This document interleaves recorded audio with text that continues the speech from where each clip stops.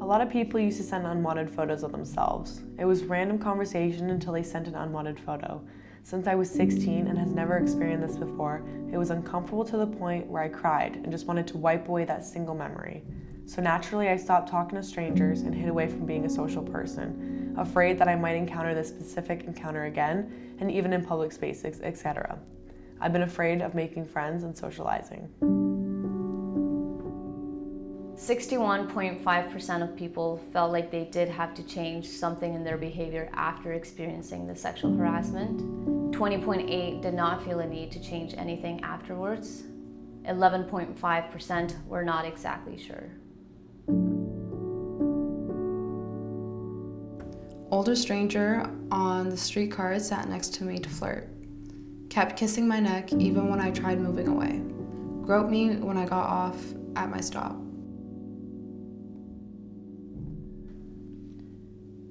Harassed by my kid neighbor.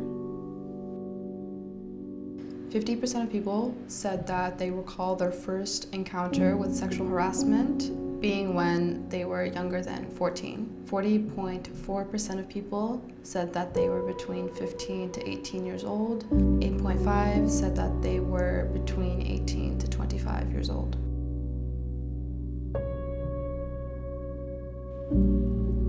I don't have anything personally that has affected me on a larger scale. It would be just little microaggressions like unwanted touching or even people flirting with me when I'm not trying to flirt back.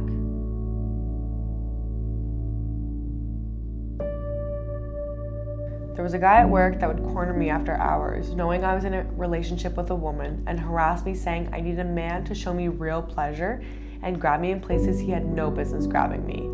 Another guy at work viewed my relationship as for his own pleasure and kept asking if we wanted a threesome after I kept saying no.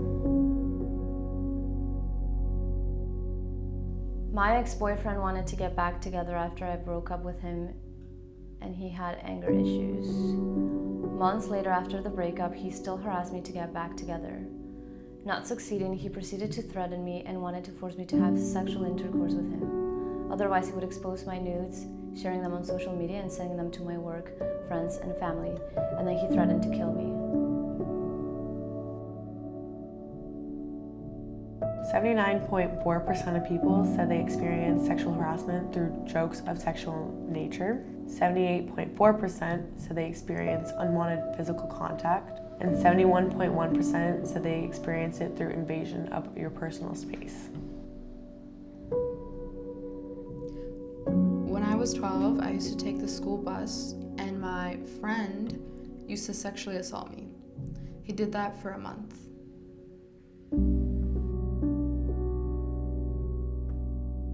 Grocery shopping when this random guy started following me around, and when I stopped, he also stopped.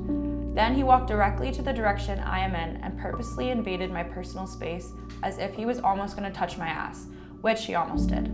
Happened to me a few times. Good thing I avoided it with reflexes.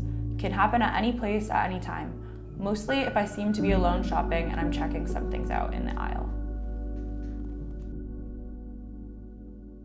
90.7% of people said that their experience made them feel uncomfortable. 63% established that their experience made them feel angry. 58% established that they felt nervous. And 55% established that they felt afraid.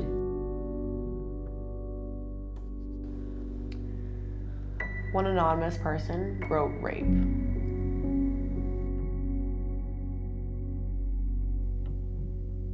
A guy who I hung out with once but never dated, at a party, he drugged me. He snuck into the room I was supposed to be sleeping in alone, but all his body weight on top of me and covered my mouth so I couldn't scream, and he sexually abused me. Still, after 4 years, I have to deal with the nightmares. I can't enjoy my sexual life to the fullest and live with PTSD. It is so painful to see he's still a close friend of my cousin. Also, years of therapy have led to the conclusion that it was in fact rape, not sexual abuse. I still choose to see it as sexual abuse and decided to block the rape memories because it's too much pain and trauma for my brain to process.